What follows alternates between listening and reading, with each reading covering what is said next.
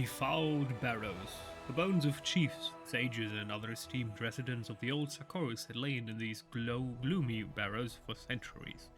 Yet in their hatred of mortals, demons, let the dead rest in peace.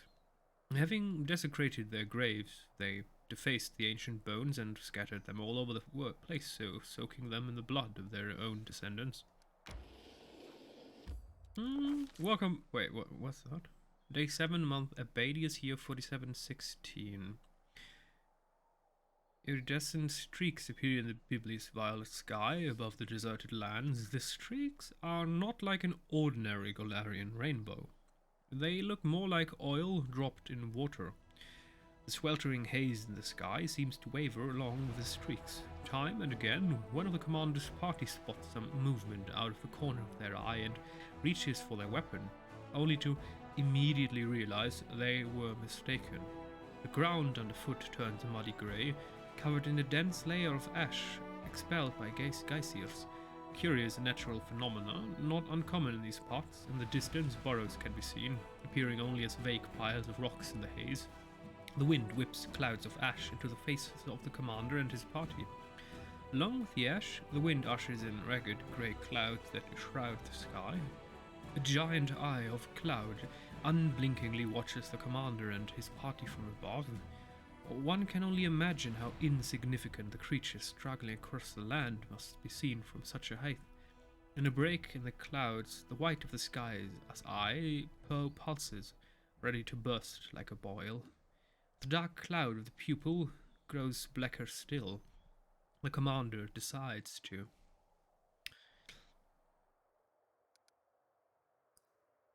exceptional noise. It doesn't really matter. Try to recall study the shape of the clouds more closely. Morgraine observes that in the wind, the ordinary storm clouds cannot coalesce into clear shapes. The air throbs with peril. This is no mere storm. What's brewing is something brought by the abyss and possibly only in the wound. Try to recall any previous mention of such a phenomenon. Morgraine recalls conversations with seasoned crusaders. If a giant eye appears in the sky, you must run and not look back. According to witnesses, what follows such an omen is so horrific that it can rob a newcomer to the world wound of their sanity. Make for the burrows. Or barrows. They only cover in the middle of the wastes. Of course. Living creatures can be beaten, but one cannot conquer a force of nature. The commander decides to run for cover. The party manages to reach the barrows before the storm swells to its full force. Suddenly, something drops from the sky, landing with a splat at the commander's feet like an overripe fruit. It is white, about the size of a chestnut. It has a dark center, and the longer the commander stares at it, the more it seems like something is staring back. The fruit looks disturbingly like an eyeball. The whirlwind of ash stops the party from looking up to see what is happening in the sky. Perhaps a carrion bird was transporting its already rotting prize home? At least that's what all the companions are hoping as they cluster around the milky white eyeball. A second eyeball lands nearby with an unpleasant squelch, leaving only a bloody splash on the ash-covered ground. Two eyeballs cannot be a coincidence. The looming rocky ledges, which give the barrow the appearance of a hill, looks like they could come crushing down on the party's heads at any moment. However, they do offer protection from the storm. Horrific hail misses the party almost entirely, and eyeballs land around them in a wet cacophony. The land around the barrows looks more like a dumping ground than a burial ground. The storms have bleached skulls and bones, rusted armor and dented swords. This is a familiar sight.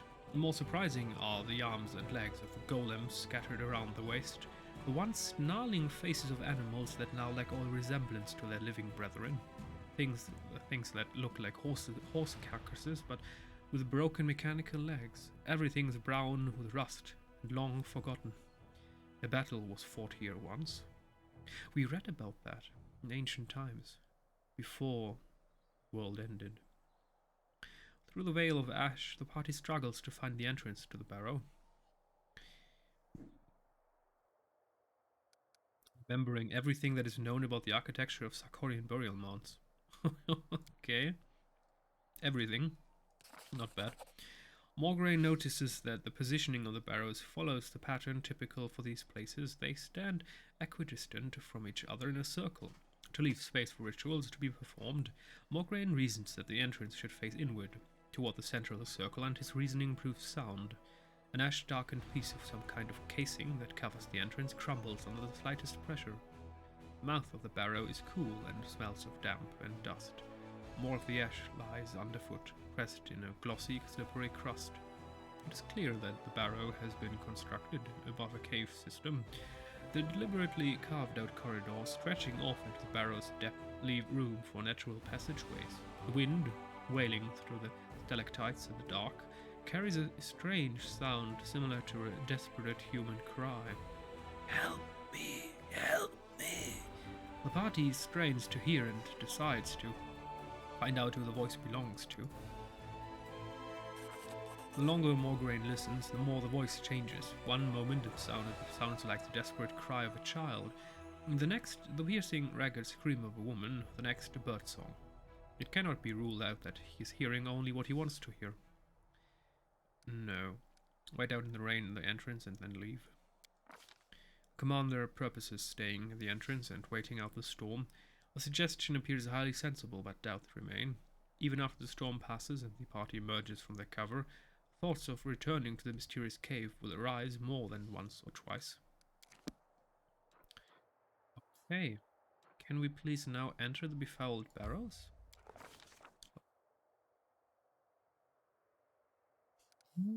Go toward the voice, okay. Morgraine cannot ignore the cries for help, and the party rushes toward the sound, frequently looking around for enemies or traps. A strange thing, the closer they get to the voice, the less distinct the pleas become, blurring into the grinding screech of a rusty mechanism. The only passage leading further into the barrow finishes in a dead end. A spacious cave, its walls decorated in frescoes that have almost entirely faded over time. Before the companions have a chance to decide whether to look for a door or turn back, the cave floor, which seemed solid with well-trodden ash, vibrates and begins to ripple like water. One after another, the commander's companions are sucked into the thick, ashy mass left, like they have stepped into quicksand. The commander tries to grab hold of projections on the wall. The party notices fissures in the nearest wall and tries to grab onto the cracks to climb out. The commander's companions hang suspended above the quagmire for a time, but they cannot move any further. There are no other ledges on the wall to grab onto. Even the strongest party members begin to lose their grip and gradually slide back down. The party needs to assess the situation. The party understands that panicking is pointless. Assessing the situation and formulating a plan of action is much more useful. When they stop struggling, they notice that the quick ash seems to loosen its grip in turn. Below, they can hear strange noises like grinding metal. Could there be a mechanism drawing the quick ash downward? The exit from the cave is still too high up, and now the party have only one route out, down. Wait, the party makes a run for the exit? That one would work? The party floats in the quick ash like in water, and manages to slow their sinking with precise, measured movements. They maintain their composure, giving them time to think about what to do next. The party has tried everything it can. The only option left is to accept its fate. Those who wish to speak barely have time to say their goodbyes. Closing his eyes tight, the commander takes a deep breath and dives. The quagmire's resistance vanishes as expected. The commander opens his eyes, sensing that he is in free fall. Through the gloom, he sees a spear sticking out parallel to the ground, and he manages to grab hold of the wood and hang suspended from it. Suddenly everything jolts into action. Dozens of daggers, saws, swords, and spears spring out from all sides, whistling through the air, but this is no enemy ambush. The weapons are being brandished by the pistons and loudly scraping gears of a giant mechanism. The spear that saved the commander was so rusted in its piston that it is no longer able to move. The party has found itself in the heart of a giant metal flower growing up out of the ashy quagmire covering the floor. The Uranach, built by the forges of the abyss, tries to close its petals, crushing, mashing, and cutting its victims to pieces, but years of lying dormant in the darkness have taken their toll. Its articulations move with a soul-shuddering screech and become easily jammed. The mummified bodies of unlucky crusaders can still be seen hanging speared on rusted blades. If the commander wants to avoid their fate, he must figure out what makes the Uranak move. Even a magical mechanism is still a mechanism. From above, the commander has a good view of the Uranak's inner workings. Large toothed wheels are set into motion by gear shafts. Before I continue, I need to say I like this sort of doing a mission, doing a quest. I like that this game gives you so many routes or so many ways to have fun. So many different routes. I mean, we have this world map, this Crusader style system that reminds me of Heroes and Might of Magic. We have this real-time / turn-based isometric RPG battle system. We have this. I mean, it's just the scope of this game is just it's glorious. It all becomes clear. If the gear shafts can be jammed, the movement will stop. The commander is almost out of time. Another few minutes and it will all be over. Realizing that a simple escape is impossible, the commander decides to try jamming the Uranak's main mechanism in the heart of the flower. He looks around for something sturdy and finds a tower shield on the back of a dead warrior. The commander, as she died, the female warrior tried to hide behind her tower shield, but it did not save her. The closing petals pinned her to a shield, forevermore fusing them together as one whole. Commander plants his feet against the shield and pushes, trying to dislodge it, but it doesn't move an inch. Well, let's try a hammer in the hands of a dead paladin. The body of a paladin clutching a warhammer in his hands of bone hangs from one of the Uranak's hammers, pointing directly upward. The commander is lucky that this warrior chose to meet his death with weapon in hand. The commander drags the body toward him and grabs the hammer, but the servant of light grip is still surprisingly strong and refuses to relinquish the weapon. The bone arms are easily ripped from the skeleton's shoulders. Still holding the hammer, Commander tosses the lot into the heart of the Uranak. The hammer falls, sparking off the gears and getting stuck between them. The furious screeching and scraping, the Uranak tries to grind up the hammer, but it cannot. A tremor travels up the petals, there is a deafening cracking sound, and the Uranak stills forever. After carefully extracting themselves from the clutches of the broken Uranak, the commander and his party find themselves up to their knees in ashy sludge once more, but this time it only harmlessly squelches under their feet as they walk. A dark breach yawns before them, and the cry the commander heard at the entrance to the barrow rises up again. "Help me!" Since there is no other route, the commander decides to pray for the dead crusaders. The commander offers up a prayer, thanking the crusaders who helped their fellow soldiers even in death, and asking for forgiveness for not treating their bodies with the respect they deserve. He feels warmth suffuse him, like the dead truly are with him and are wishing the party good luck on its onward journey. After all its ordeals, the party finally goes up to the surface and emerges in a small chamber. Pipes protrude from numerous openings, dotted all over the walls, and they connect to a small box adorned with Baphomet's symbol. The box cries out, producing high, plaintive noises that, when carried through the pipes, begin to sound something like, "Help me!" The commander knows that this is just another demonic mechanism created to lure crusaders into the barrow. He smashes the box, scattering small bolts and gears across the room. Silence reigns. There are no secrets left in this place now. Something that's quite disturbing about all of this is the fact that demons apparently can use mechanisms and complex machines. What the?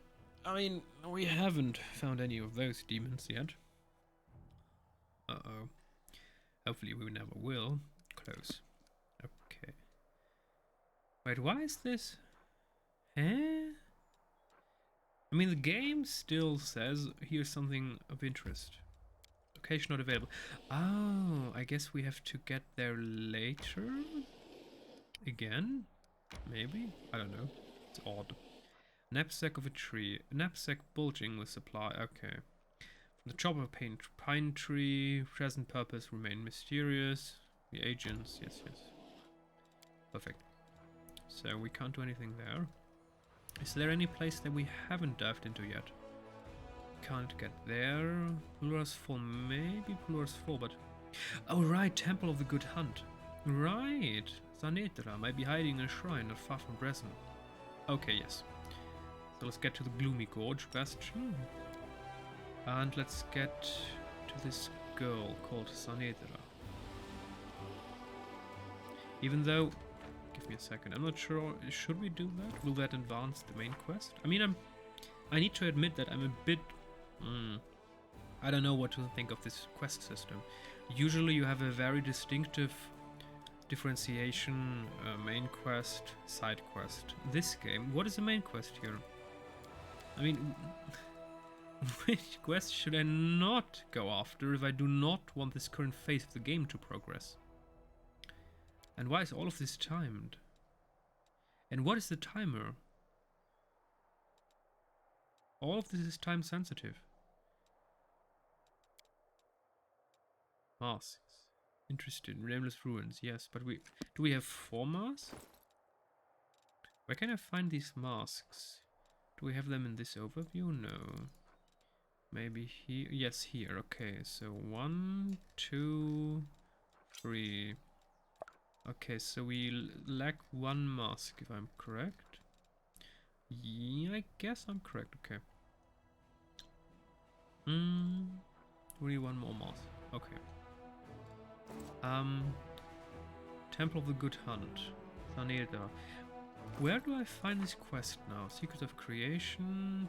Puzzles? No. Solve the puzzle. The Koch riddle, okay. Attack out of nowhere. Missing scouts. Rock. Irabeth victory, yes. Zanetra. Seek and ye shall find.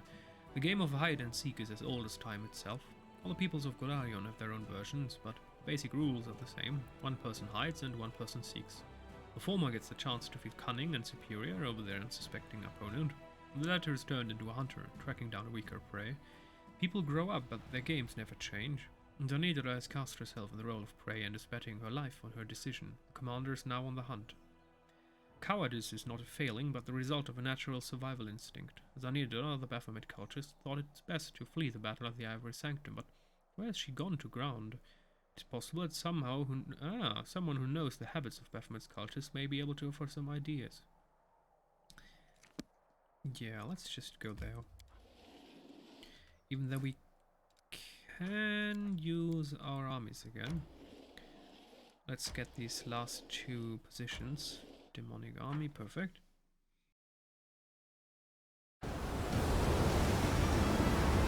Succubi. Oh, we need to immediately kill her.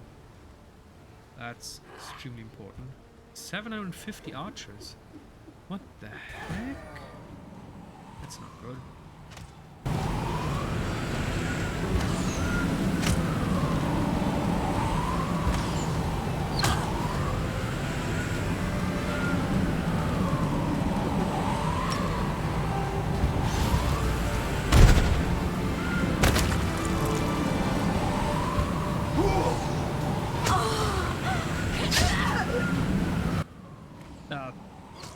Fuck!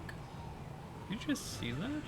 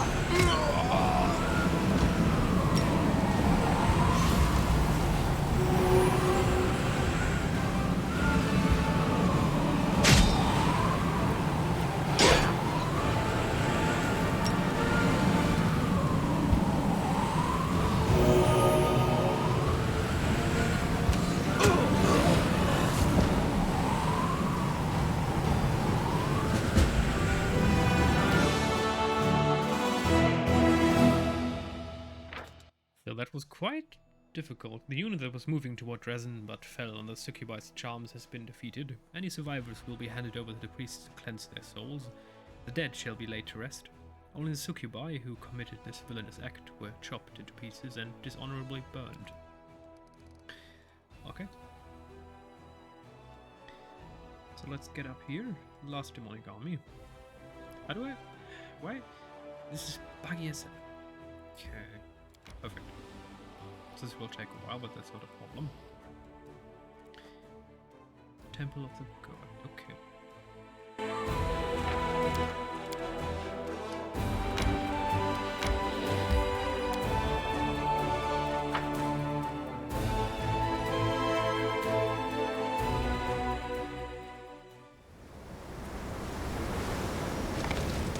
We do it my way. This will be quick! This will hurt!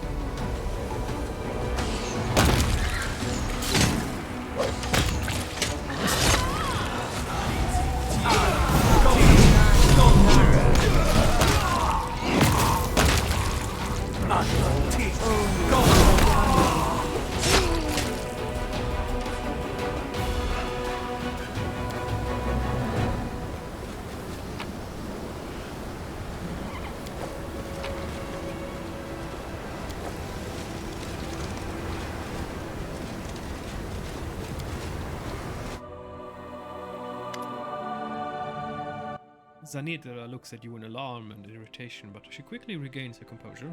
Her tone is threatening. So, you found my little refuge then, Commander. I can't say I'm happy to see you here. We're in a bit of a hurry, and you no doubt plan to wreak the same mayhem you did in the Ivory Sanctum. Why don't you come back another time? The woman's words carry a taunting edge. I was so looking forward to seeing little Chiado, but it seems you've killed him. Have you no shame? It wasn't the boy's fault that he fell into my clutches. Anyone in his position would have broken too. Why didn't you just turn around and leave without condemning the boy to death? You've got a heart of stone. I like it. It is better to kill enemies without any excess emotion, methodically, but I cannot deny that when I dispatch the smirking cultist from this world, I will do so with sincere pleasure. What are you doing here? The woman smiles deviously. This is the temple of the horned god. You can appreciate the irony. Grubby peasants were worshipping a god with a stag's head above, while down in the crypt I was performing masses for Baphomet, the father of minotaurs. You idiot crusaders never even considered that the enemy could be hiding in your own holy places. This place was my secret lair, the place where I enlightened those who were seeking. But now that you have destroyed our stronghold in the Ivory Sanctum, it is time for the servants of Baphomet to go west to a less dangerous location. Why didn't the temple cleric tell anyone about you? Zanitra scoffs. That cowardly little pup. I came here and ordered him to obey me, and he didn't even put up a fight. I placed a curse on him, one my master taught me. If that little wimp allowed anyone but a true servant of Baphomet into the crypt, he would be doomed to an excruciating death. Oh, it was fun watching the torment of the pitiful little coward. You talk like a demon, but you are not one. Don't you realize that in the eyes of your masters, you are a piece of mortal scum, just like the people you torment? I feel no pity for this boy. He has the heart of a traitor. Zanitra offers a hearty smile. You think you're any better? You're all the same. Pinch of terror, a drop of temptation, a little flattery, and your loyalty to your principles crumbles to dust. I can make a traitor of anyone. How dare you defile this temple? Zanitra hisses in fury. How dare I? I am the defiler of temples. I am the temptress of priests. I am the thief of relics and shrines. I am Zanitra. Who are you to barge into my sanctuary? Begone. You will not escape me this time. Let's see if you're brave enough to follow me, valiant crusader. And do you have the guts to pursue me into the shrine of Baphomet, the lord of the Ivory Labyrinth? Is that a trick question? That feels like a trick question. When we reread about her, we found a document down there giving us certain information. What a child born to darkness that eventually killed innocent people. Koch, if I remember correctly. That's your plan? Summon 2 demons and... That won't work, kid. My horse is more powerful than your demon.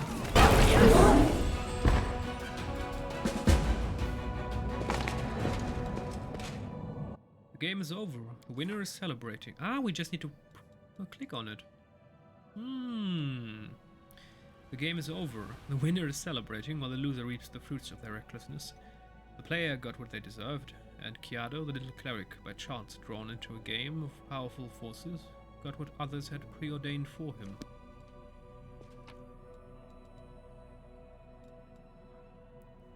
Tsunami, cloak...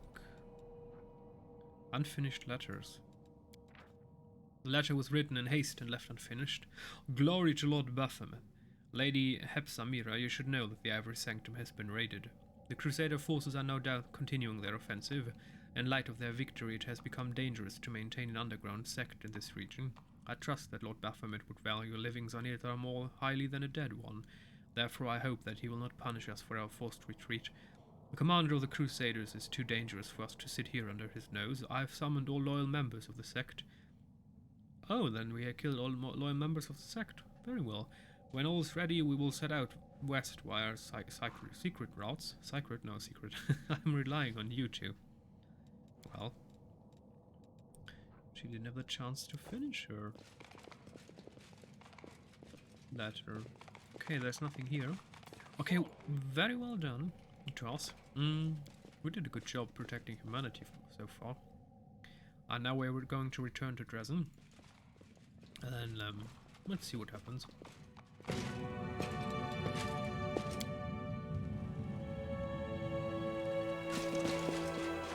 I'm off!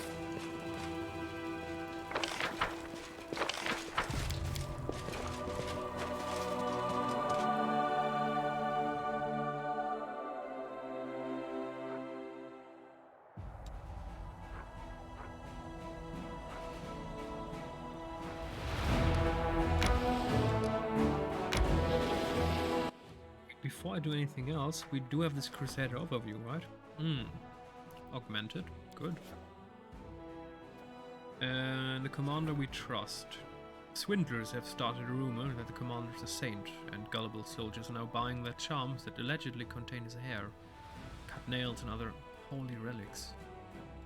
Leadership experience, morale, holy wards decree. Oh, energy point income increase.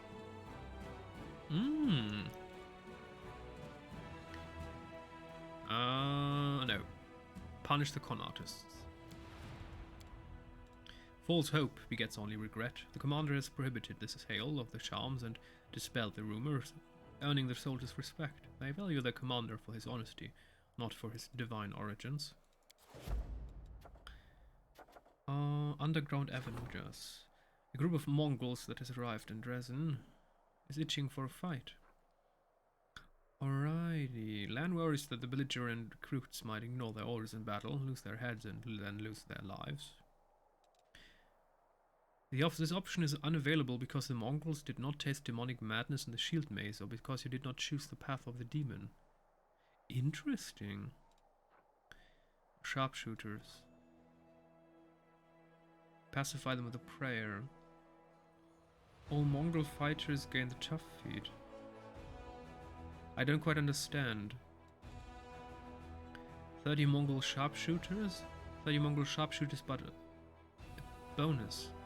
Why would anyone use this?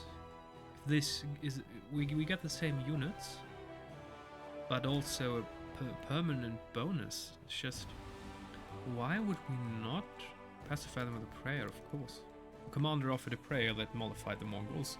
It made even the wildest warriors heed their leader's words about the importance of keeping one's head in battle. The fate of the altar of the first retriever. Craftsmen are ready to use the web enveloping the altar of the first retriever to create a relic on Commander. A decision needs to be made on what kind of item this relic is going to be. Shirt. Skillful tailors wove a magnificent garment from the webs of the first retriever. High-ranking Inquisitor, secret dispatch. Okay, now we just need to get to Dresden, I guess. Whoa. Okay, that's a lot. Like a heckload. Fate, fate, fate. Enchanting. Enchanting means improving upon an existing item. But right now, let's first... Fate, fate, fate. I don't want to enchant. The fate of the phylactery of Stephanius the Rotten. Yes. Decree. Good. Let's get to Keeper's Canyon. And then we're going to end the episode.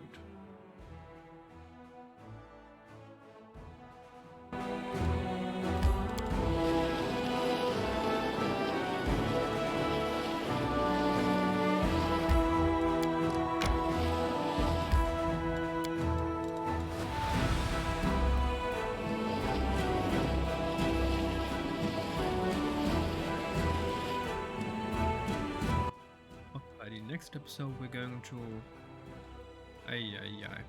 have to do a lot of quests in Dresden. Until next time.